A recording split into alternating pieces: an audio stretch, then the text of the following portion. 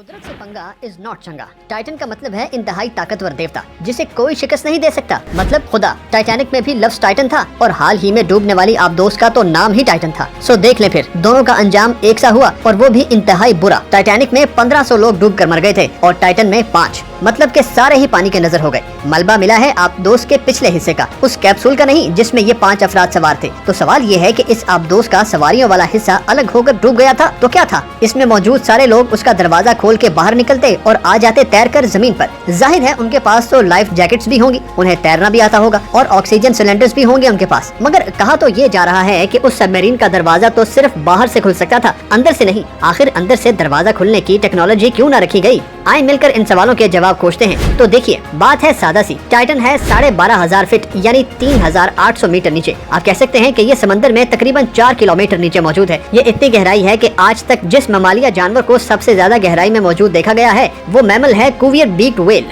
और वो गहराई है 9,816 फीट। इसका मतलब ये हुआ कि टाइटन आबदोस इससे भी 2,684 फीट ज्यादा नीचे है और इस जगह पर प्रेशर होता है सतह से अंदाजन 378 गुना ज्यादा। ये प्रेशर अंदाजन 100 मंजिला इमारत के वजन के बराबर है। अब आप खुद बताएं कि अगर आपके ऊपर 100 मंजिला इमारत को खड़ा कर दिया जाए तो क्या आप उस हालत में हिलजुल सकते हैं? नहीं ना। तो भला जब सबमरीन पर पानी 100 मंजिला इमारत के जितना वजन डाल रहा होगा तो क्या उसमें मौजूद लोग उसका दरवाजा खोल सकेंगे? नहीं, हरगिज नहीं। मगर चलें एक चीज फर्ज कर लेते हैं और वह ये कि उन लोगों ने 2 फीट दरवाजा खोल लिया और आ गए आबदोस से बाहर। मगर पता है उन्हें कितनी ताकत लगाना होगी? 720 टन। जी हाँ, 720 टन की कुव्वत लगाकर ही उसका दरवाजा 2 फीट तक खोला जा सकता है। लो जी, अगर वो किसी न किसी तरह 720 टन की ताकत लगाकर 2 फीट दरवाजा खोलने में कामयाब हो जाते हैं उस आबदोस का, क्या अब आसान नहीं हो गया कि लाइफ जैकेट्स पहनकर तैरते हुए वापस समंदर की सतह पर आ जाएं? मगर अफसोस ऐसा नहीं हो सकता क्योंकि पानी का प्रेशर तो वही 720 टन रहा। पहले तो उस प्रेशर को आबदोस झेल रही थी, उसमें मौजूद लोग बिल्कुल नॉर्मल हालत में थे। मगर अब तो ये लोग आबदोस से बाहर आ गए होंगे ना। उन पर प्रेशर इतना होगा जैसे उनके सर को 160 टन वजन से कुचल दिया जाए। मतलब 1 सेकंड से भी पहले मौत आ जाएगी। फेफड़ों समेत जिस्म की धज्जियां बिखर जाएंगी, यानी कुछ काम नहीं आ सकती लाइफ जैकेट्स भी। और इसीलिए ये बात भी अपनी मौत आप मचाती है कि आबदोस को लीक कर दो,